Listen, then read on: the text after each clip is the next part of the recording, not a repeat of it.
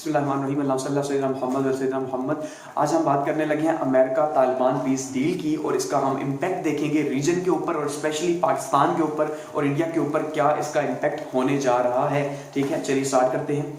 सबसे पहले अगर हम इसका बैकग्राउंड देखें कि एक्चुअली में ये कहानी स्टार्ट कहाँ से हुई, तो उसमें हम ये देखेंगे कि कहानी कहाँ से स्टार्ट हुई कि जब 1979 में जो है वो सोवियत यूनियन या रशिया जो है वो अफगानिस्तान में आता है और यहाँ पे जंग जो है वो स्टार्ट होती है और उसका जो पर्पस होता है वो गर्म पानियों तक की रसाई होता है। और इस पर्पस को देखते हुए जो है वो पाकिस्तान जो है वो अमेरिका और सऊदी अरब की हेल्प से जो है इनकी मदद से क्या करता है कि सोवियत यूनियन को अफगानिस्तान के अंदर शिकस्त देने में कामयाब हो जाता है अगले 10 साल के दौरान। और जब सोवियत यूनियन यहाँ से 1989 या 1988 के अंदर वापस जाता है तो उसके बाद क्या होता है, यहाँ पे जो रीजन है इसमें बहुत ज़्यादा यानी खास करके अफगानिस्तान के अंदर इन्फ्लुएंस जो है बहुत ज़्यादा तालिबान का बढ़ जाता है। और 4 साल के बाद ही यानी कि 1992 में जो है वो तालिबान यहाँ पे अफगानिस्तान के अंदर अपनी हुकूमत बनाने में कामयाब हो जाते हैं। उसके बाद 1996 में यही जो तालिबान है ये क्या करते हैं, काबुल के ऊपर भी जो है वो कब्जा कर लेते हैं और इस तरह पूरे अफगानिस्तान के ऊपर जो है इनका रूल स्टार्ट हो जाता है। वो बहुत ही सख्त किस्म की शरिया नाफिज करते हैं और अमेरिका के खिलाफ खास करके ऐलाने जंग होता है उनका। उसके बाद हम क्या देखते हैं कि 9/11 होता है कि भाई 9/11 में क्या है कि 2 जहाज जो हैं वो वहां से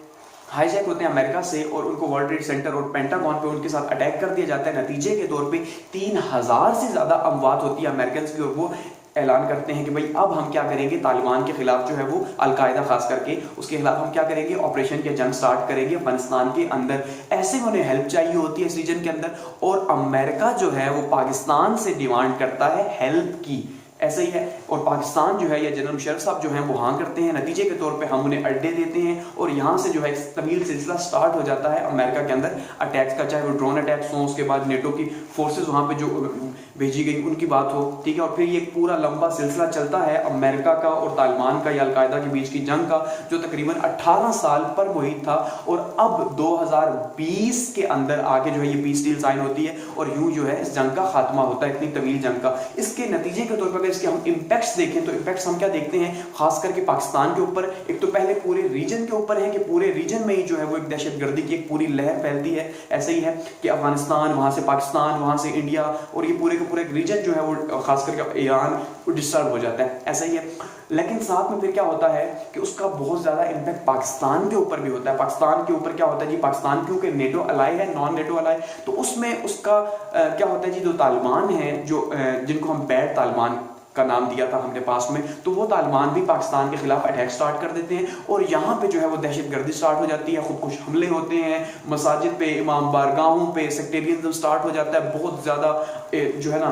कम्युनल जो इश्यूज हैं वो स्टार्ट हो जाते हैं यहाँ पे। तो कहने का पर्पज़ ये है कि बहुत ज़्यादा पाकिस्तान के अंदर हालात ख़राब होते हैं, इकॉनमी हमारी डिस्टर्ब हो जाती है, हमारी क्रिकेट, हमारी स्पोर्ट्स जो हम कहते हैं, टूरिज्म बहुत ज़्यादा अफेक्ट होती है। सही है कि हम पाकिस्तान में भी इस टाइम पे नंबर 1 टूरिस्ट डेस्टिनेशन है दुनिया में। ठीक है, तो वो बिल्कुल जो है ना खत्म हो जाता है। तो उसके नतीजे के तौर पे यहाँ पे जो है वो बहुत ही ज्यादा जो है इकोनॉमी नीचे चली जाती है पाकिस्तान के ऊपर। तो उस पाकिस्तान पे भी इल्जाम लगते हैं कि भाई पाकिस्तान जो है वो इंडिया की तरफ से इल्जाम लगते हैं कि वो जो है वो टेररिस्ट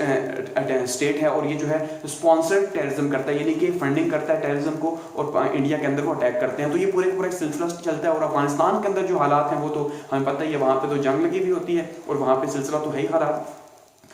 उसके बाद क्या होता है कि उसके बाद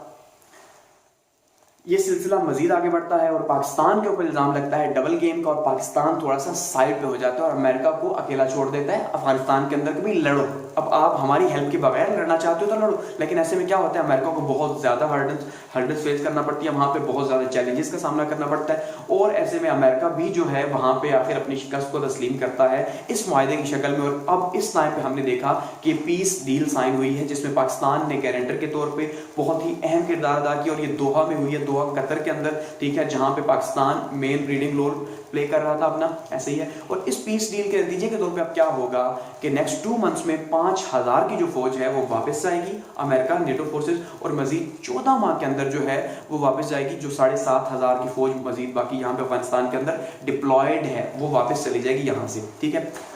अब इसमें अगर हम देखें तो इसका बहुत ज्यादा इकोनॉमी के लिहाज से तो जो है ना बिलियन ऑफ डॉलर्स का लॉस हुआ ही हुआ, लेकिन ऑलमोस्ट कोई तकरीबन 1 लाख के करीब जो है लोग इसमें वो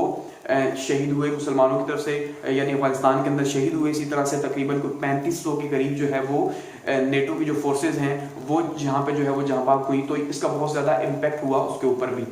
अब अगर हम ये देखें कि जब ये वापस जाएंगे तो फिर क्या होगा, तो इस रीजन के अंदर इसका बहुत ज्यादा फायदा होगा। सबसे पहली बात, यहाँ पीस आएगा, और जब यहाँ पीस आता है वहाँ बिजनेस होता है, ऐसे ही वहाँ पे पॉलिटिकल स्टेबिलिटी आती है, वहाँ पे ग्रोथ होती है। वहाँ पे क्या होगा कि ये जो हमारे सस्टेनेबल डेवलपमेंट के गोल्स हैं, जो हमारे इश्यूज हैं हेल्थ के, एजुकेशन के, जॉब्स क्रिएशन के, ऐसे ही जो बाकी डेवलपमेंट के, इंफ्रास्ट्रक्चर के, ये सारे के सारे खत्म होंगे आहिस्ता आहिस्ता इस रीजन के अंदर, और ये रीजन बहुत तेजी से ग्रो करेगा। ऐसे ही इसका ये बहुत ज्यादा फायदा होगा इस पीस डील का। और उसके बाद क्या होगा पाकिस्तान के ऊपर, क्योंकि पाकिस्तान का ऑलरेडी एक सॉफ्ट इमेज गया बाहर कि भाई पाकिस्तान ने बहुत ज्यादा खुद भी सेक्रीफाइस किया पिछले 20 सालों में, ऐसे ही दहशतगर्दी को काउंटर करने के लिए बहुत ज्यादा सेक्रीफाइस किया। और अब मजीद क्या होगा कि आगे ये मजीद जो है वो खुद को बेहतर कर रहा है और इंटरनेशनली अपना रोल प्ले कर रहा है, सबसे इंपॉर्टेंट। ऐसे ही अगर पाकिस्तान गारंटर है तो इसका मतलब ये है कि इसका एक असर है, और उस असर को इसने शो किया। ऐसे वो जो शो किया